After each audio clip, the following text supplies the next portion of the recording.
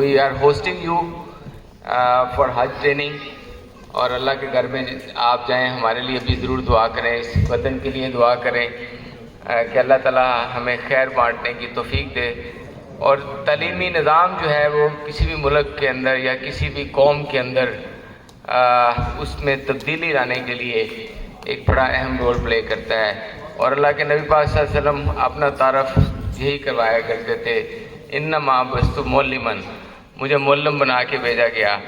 तो हमारी खुशकिस्मती है, it's our fortune that from Islamic countries, all vice chancellors from Islamic countries, OIC countries are here visiting you. And incidentally I have took there, ये अल्लाह को मंजूर था, it was Allah Almighty who brought them here.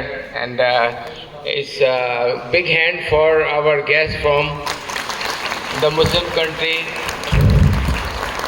We have 57 Muslim countries, and these are all the vice chancellors who are serving in various Muslim countries. So sir, these are the people who are for here for Hajj training. So thank you very much. Sorry for the interruption.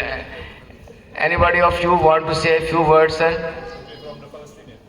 Our Palestinian brother is also here.